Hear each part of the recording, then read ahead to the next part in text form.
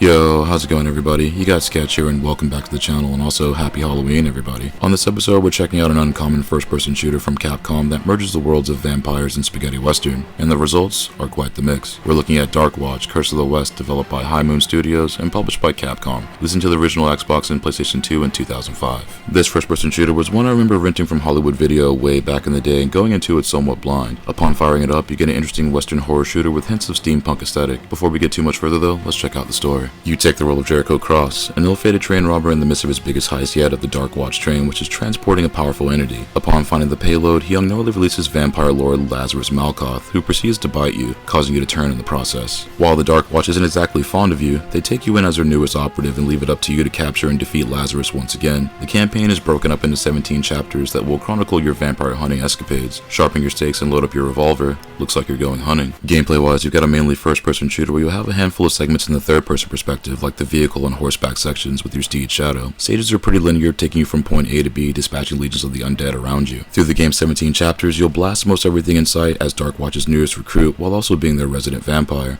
You can carry 2 weapons at a time, and you get quite the arsenal here, from revolvers, shotguns, and repeater rifles, along with a crossbow and rocket launcher that lays down the sonic boom like Colonel Guile. Weapons also have alternate fire as well as melee capability, with the shotgun in particular doubling as an axe. Even at a base, you've got some power behind you to work your ops, though there is a twist scene here. You've also got a morality system similar to that of the Suffering, where instead of just affecting the ending, will determine which upgrades you'll receive throughout the game. While the specific upgrades have common threads, some are a bit more useful than others. Silver Bullet increases shot damage, while Blood Frenzy increases melee damage. Turn and Fear either repels certain enemies or temporarily makes them your allies. Mystic Armor and Shroud are both your respective overshields, while Shroud also deals damage to attackers. The Vindicator and Soul Stealer are the final and most devastating upgrades, and they both stay true to their namesake. You also get a double jump, allowing you to jump and glide, so you'll get a fair amount of options here at how you want to shape your character builds. Speaking of sides, along with the other regulators, you'll side with one of the 2 female protagonists of the Darkwatch, being Tala, the leather-clad siren, or Cassidy, the empath voice of reason. Depending on actions taken in-game will determine the final encounter of the game after defeating Lazarus. Considering you're also now half vampire, walking in the sunlight does eat away at your overshield as well as cancel out all of your vampire powers, so sticking to the shadows in the daylight is going to be your best bet for survival in those areas. You'll also engage vampire vision when you aim down sights with ranged weapons, painting out heat signatures of enemies in the distance. Even though you have all these marginal benefits at the ready, enemies will still try to smoke you throughout the game's run. The Darkwatch Citadel will work as a hub of sorts, letting you pick your weapon loadouts and pick stages towards the middle sections of the game. Here you'll choose how to progress and get updates on the happenings outside of the HQ walls from the regulators or Tala or Cassidy. These bits will drive the narrative in between firefights with the occasional in-game and cinematic cutscenes. Combat feels solid here with controls similar to current day console FPS games, so that took no time to get used to. Encounters get pretty hectic even on the earlier stages, and enemies can close in on you quick when they want to body you. There can be also a fair amount of enemies on screen at a time, especially when the marks of evil are on the board, so get rid of those as soon as you can. Gunplay is also pretty good, letting you mix up and demolish your foes mostly however you see fit based on what's around you. Environmental hazards are aplenty, and you can get pretty creative here with setting up some additional traps for those undead forces. From time shots to an explosive barrel and endless Gatling turrets, you've got some fun tools to work with. Graphics wise, Darkwatch runs on an amalgamation of engines featuring the Renderware and Havoc engines, along with the Autodesk Motion Builder, so there's a fair bit going on under the hood. The combination of engines allows this release to frankly cook with the amount of things that go down on screen, along with holding some surprisingly decent frame rates throughout. You also get some pretty neat physics throughout the run, which makes the damage animations entertaining to watch, to say the very least. Environments are also pretty well detailed, drumming up a feeling of Army of Darkness with its desert canyon areas, and even tosses in some From Dusk Till Dawn vibes with its encounter in the saloon. You'll see a good handful of locales, and even from a couple different perspectives. The third-person segments when you're on horseback or in vehicles and hop between trains painted on a midnight backdrop is also a pretty dope-looking segment. Weapon designs here are also sick, with everything having alternate fire and melee modes. The aesthetic of the weapons is especially unique, with their underbarrel sawtooth with the revolvers to the dual hammer horns on the rifle and shotgun. The weapons look fire here and lay the smackdown to your undead ops. The melee with the shotgun in particular is a spicy one with its ruthless uppercut animation with its axe-laden stock. Enemy designs for the undead legions range from skeleton sharpshooters to foot soldiers, along with heavier shotgunners and cabaret banshees. The art direction here low-key feels like they're inspired by the creations of Todd McFarlane, especially with some of the bigger enemies. There's also a decent variety of enemy types you'll see throughout the game's 17 chapters as well, without too much in the way of overlap. The handful of boss encounters you see here are all epic battles on the back end of the game, starting with the Lazarus encounter. They'll follow you down a path of raining attacks and spawning enemies are all around you, and this part looks gnarly with how much is happening all at once. This leads up to the final battle with either Tala or Cassidy, depending on which path you took along the game. These battles both take place in the same arena and is a pretty intense bout. I got smoked on this part a few dozen times since Tala has a wide range unblockable attack, but it can be done. time. Cassidy's final encounter is the easier of the two, but both will be challenging. Sound-wise, there's some pretty interesting stuff going on here with its audio compositions. The soundtrack itself features a remix of The Good, the Bad, and the Ugly's theme tune, along with 29 other tracks by composers Mike Reagan and Astro Sierra. Reagan mainly composed some interesting tunes, and he's got some chops heard throughout. The tracks nail the sound of spaghetti western classics while adding in some grindhouse-style backing tunes. The mix of the western and horror vibe makes for some intricate productions here, and it really never feels out of place. In-game audio also slaps with some heavy sound, especially with firing each weapon. These guns all clap with some thunderous boom, and the explosions also resonate with vicious intensity. Enemies too sound quite frightening, with some shrills of the banshees to the roars of the foot soldiers. The Evil Dead vibe plays in a fair bit here with its audio, and those familiar with the original trilogy will likely hear the similarities in tone with the Deadites. The audio is also pretty well equalized here, considering how many tracks and samples play at a time, and neither majorly overpower the other during gameplay. While Jericho himself has no voice lines throughout the game, the rest of this ensemble does as the story unfolds. Rose McGowan voices Tala, and Jennifer Hale voices Cassidy, both of which you'll become familiar with as the game goes on. Tala, the stalking wolf, is rather upfront about that vampire hunter D, while Cassidy will chime in on the side of justice in pursuit of what's right. The tone, considering the subject matter, holds a serious note during its run, and the voice acting overall is pretty decent. You'll get a lot of familiar dialogue tropes, and horror buffs will likely recognize all the plotline tells. In closing, Darkwatch is an interesting entry in the Capcom catalog that, for whatever reason, doesn't come up nearly as much as it should. Of the titles that were developed by Western teams they've published, this one sits among the best of those, with High Moon serving up a pretty solid game. For their first shooter outing, it's pretty sick and definitely is a solid and usually cheap pickup if you see it in your area. The caliber of parties involved with the project is also pretty wild, considering you'd hear their voices much more in games in the future, and most argue some lighter moments could have benefited the experience overall, but if you're about intense action paired with a Robert Rodriguez and also Sam Raimi kind of feel, then you're in the right place. Darkwatch gets an 8 out of 10 and comes recommended to FPS fans as well as horror fans, since this is a good mix of both. Those looking for a challenging shooter to run during the holidays should get a kick out of this one, considering it's rough in points, but delivers a really fun experience. Fans of westerns and grindhouse style cinema should also appreciate this one, since it hits so many of those genre common threads. Even with its spikes in difficulty during the gameplay, it's addicting once you're dialed in. High Moon would later work on numerous shooters down the line like Destiny and several entries of the Call of Duty franchise, so it's interesting to see their early work. While it's a somewhat uncommon game, copies can usually be found for about $12 to $30 on either PlayStation 2 or the original Xbox. And I thank you again if you made it this far into the video. If you find this video is helpful, that's awesome. I'm glad you could find this as a resource. Check back often, we'll have more reviews and commentaries come up in the near future.